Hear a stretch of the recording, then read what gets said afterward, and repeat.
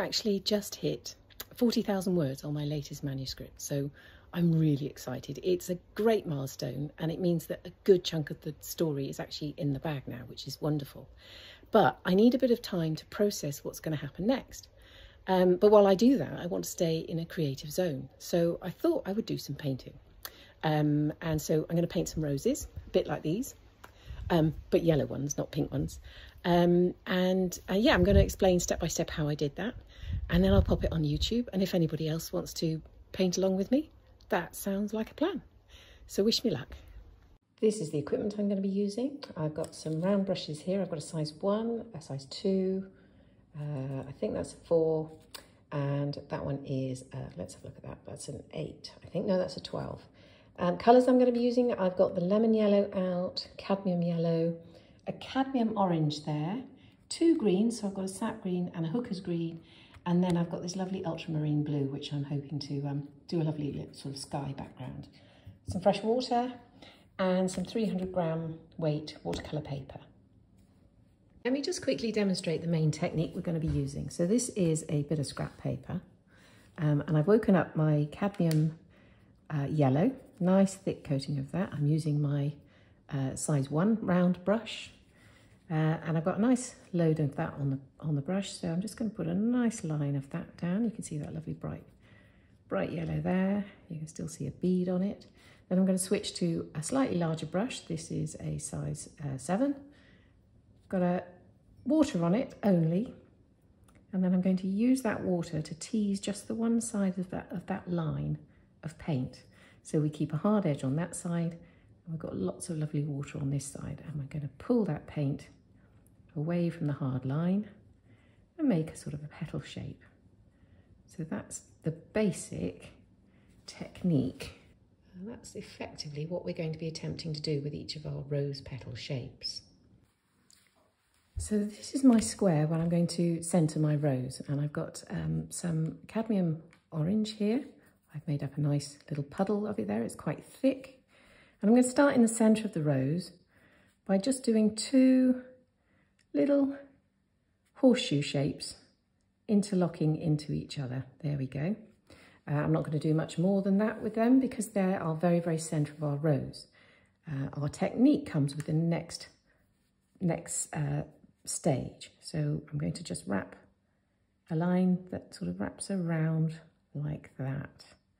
Okay, then I'm going to switch to a clean damp brush, and I'm just going to tease a little bit of that paint out. There we go. That's all I want to do. I'm going to turn the page again. I'm going to take another load of this cadmium orange, and I'm going to put a little line. It doesn't quite touch any of the other lines. There's a little white gap between them. And then back to my damp brush, and I'm teasing that out. Now, it doesn't look like much to start with, but once we start to build our rose, you'll see that this technique will slowly build around. So we go around here, again, not quite touching the others. There we go. Back to the damp brush and just pull out the paint a little bit. Now we're in the centre of our rose, so these petals are really quite small.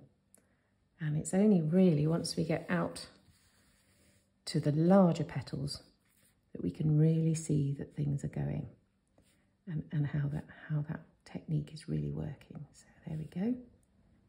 Around the outside there for that. Wrapping round. More damp brush work. A little bit more water on it, I think, for me there. Just getting that moving there. Okay, let's see how that's looking.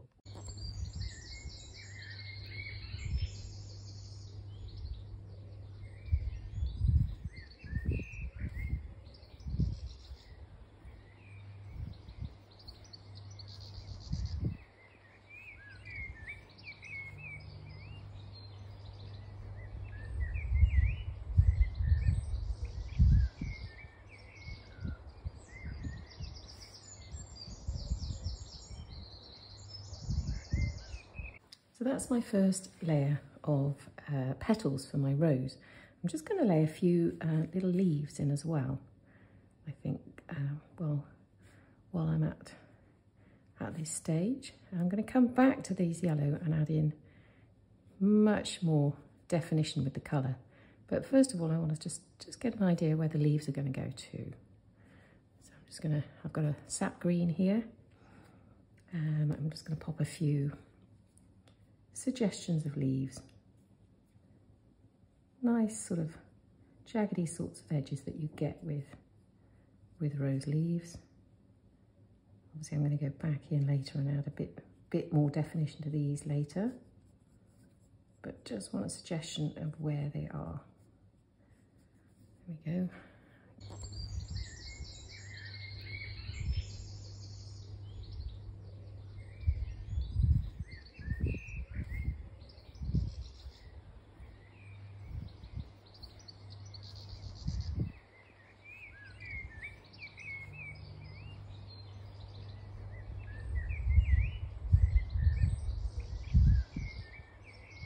I've mixed up a little puddle of ultramarine here from my blue block, and I've put plenty of water in, and I hope there's enough to cover these areas of blue because I'd like them all to have the same general tone. So I'm using quite a large brush, but it's one with a pointed end. It's one of these size 12 round brushes. So I do have the ability to actually use the tip to have a point in. And then obviously moving in and around the edge of the leaf there, but keeping a bead of water in the paint at all times because I'd quite like to have an even colour, and that could be a little bit tricky. All the other paints on the page are dry. The key with getting an even wash like this is actually not to add any more water to it, which is why I've mixed the puddle up in advance, and keep the bead moving across the page. There we go, not allowing it to specifically dry out until I've covered the bit that I want to cover.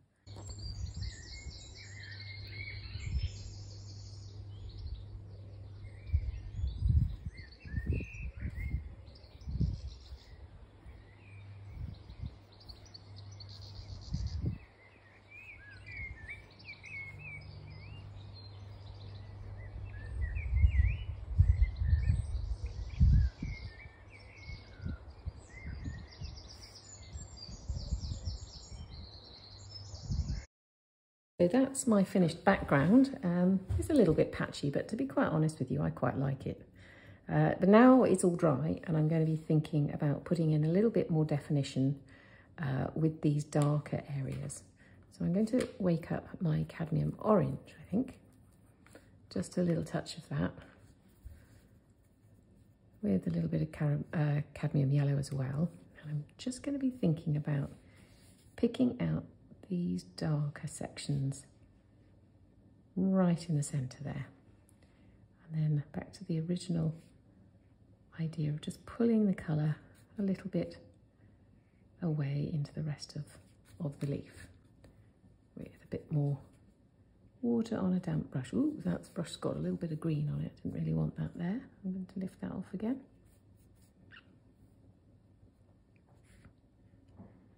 Just to get the colour to bleed up a little bit. There we go. Making our leaf stand out a bit more. I'll work my way around all of the leaves with that.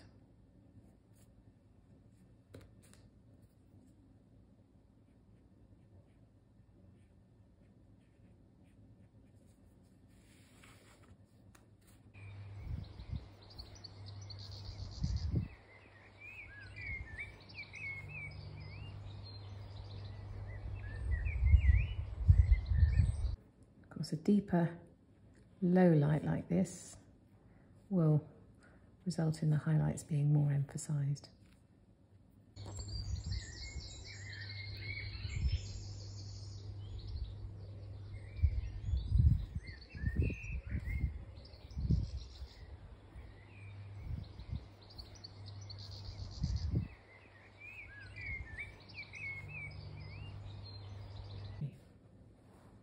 So I'm quite pleased with that. Okay, The next thing to think about is my leaves. A little bit more definition on those, I think. Particularly around the edges.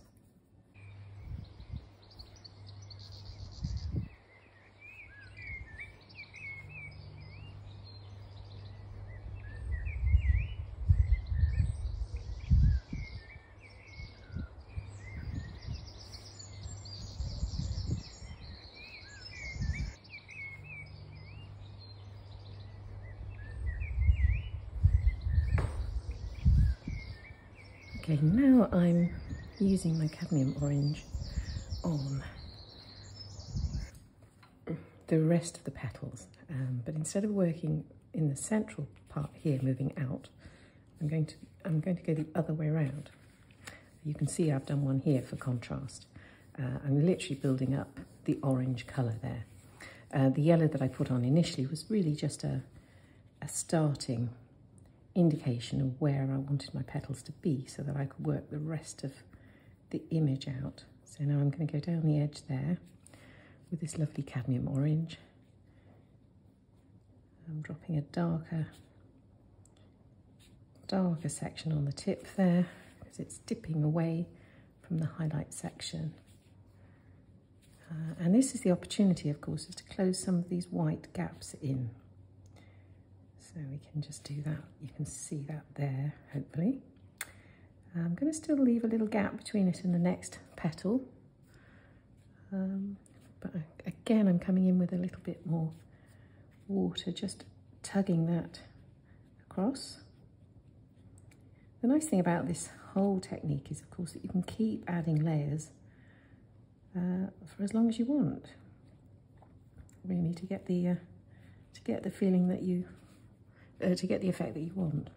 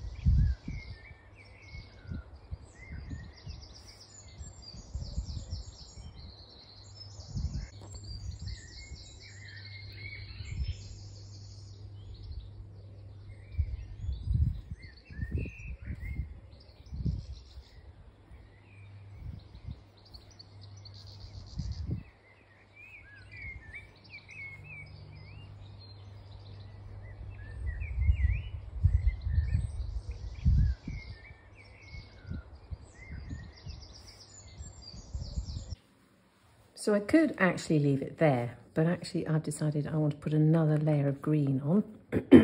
And this goes to show, you can see I've put a layer there and there isn't one there. It just goes to show quite how much of a difference you can make by actually just adding layers of paint on top. So I'm going in with it's more of an emerald green. I think the one I'm using is actually a hooker's green. But realistically, it's just a darker green in over the top of the original one. And it just adds an extra dimension to what you've got. It's an opportunity as well to fill in some of those white gaps that we've left, which I always think are quite nice to be able to fill in once you've got your full outline sorted. And it just gives depth to the leaf, to add an extra shade of green in.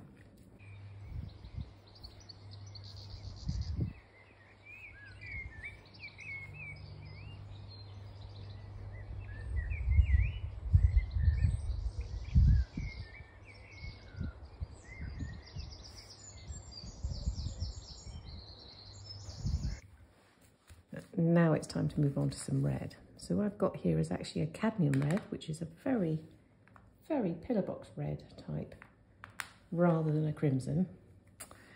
And I've already done one there. You can see I've got a layer of red coming in there.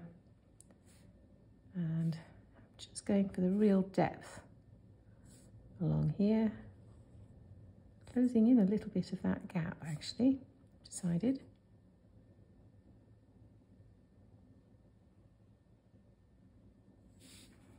All the way along there. And then back in with some water to drag that colour, like we were previously, into the rest of the petal. I do think that colour's pretty good.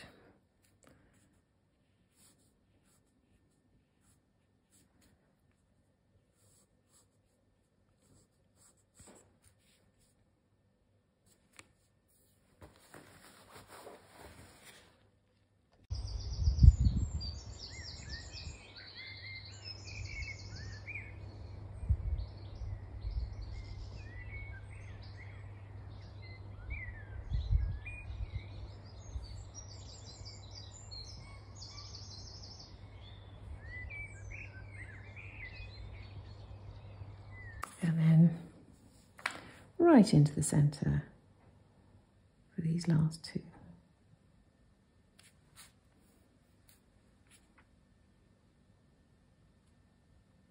There we go. I'm going to leave that like that, because I think too many more layers and it will start to look overdone. I've really enjoyed this. I hope you have too, and I hope it's explained some of the techniques involved.